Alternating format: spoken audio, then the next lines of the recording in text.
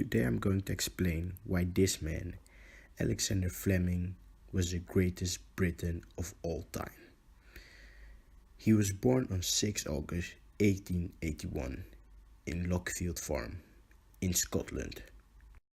Alexander Fleming was the seventh of 8 children.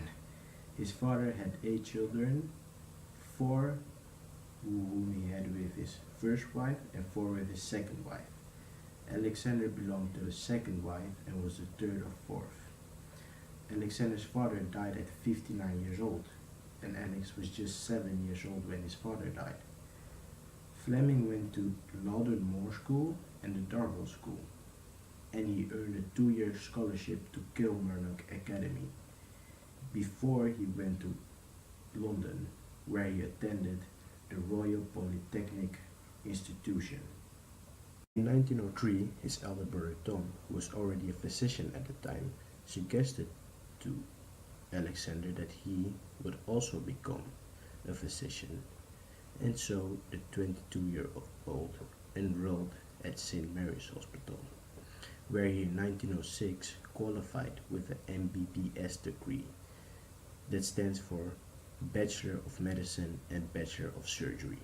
Alexander had been a member of the Rifle Club, and the captain of the Rifle Club hoped to keep Alexander, so he suggested to Alexander that he would join the research department, and so Alexander became the assistant of the bacteriologist Almroth Wright.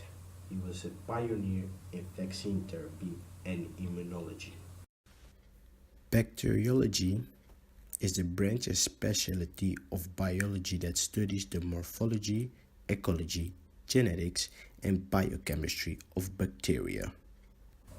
He and his colleagues worked at the battlefield hospitals in the western of France, and in 1918, after the war, he returned to St. Mary's Hospital. In 1928, he was named a professor of bacteriology in the University of London, and in 1951, he even became director at the University of Edinburgh. During World War I, Alexander noticed something. A lot of soldiers were dying because of sepsis. Antiseptics that were used to treat sepsis didn't treat sepsis that well. They attacked all the bacteria that were in the wounds. That was quite good, but they also attacked all the beneficial agents your body made to attack those bacteria, and they did not attack the other bacteria that they couldn't reach, so sometimes it even worsened the wounds, and that's why sepsis was a real problem during World War I.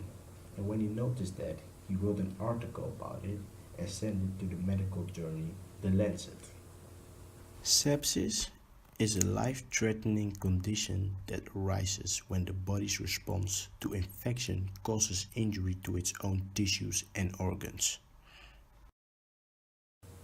In August 1928, Alexander was on holidays. But before he went on holidays, he was investigating the bacteria Staphylococcus. But as most smart people, he was lazy and didn't clean it up before he went on holidays, and he stacked the cultures of Staphylococcus on each other and put them in a corner on a bench in his laboratory. When he came back in September, he noticed that there was some fungi in his cultures, and that those fungi destroyed all the bacteria, and that only the bacteria that were far away from the fungi survived. And that's where his iconic, legendary statement came from. That's funny.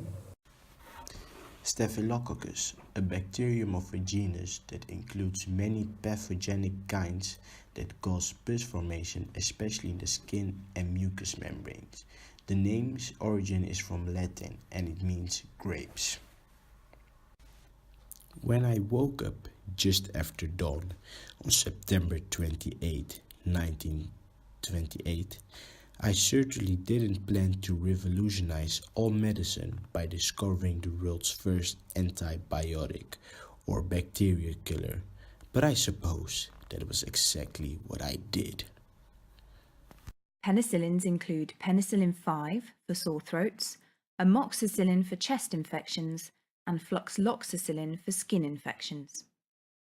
Antibiotics can be so-called broad spectrum, affecting many different bacteria in your body, including useful bacteria in your gut.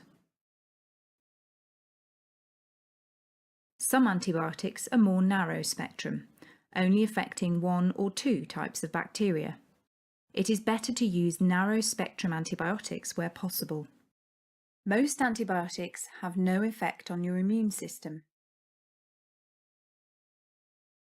The discovery of Alexander was so great, some scientists even estimate that about 250 million people are saved by his discovery. And I don't think you guys understand how much 250 million is. 250 million is about 1/28 of how many people there are alive right now. So just look in the class right now. One of us is dead, okay? And I know what you're thinking. 1/28. That's not even 4%.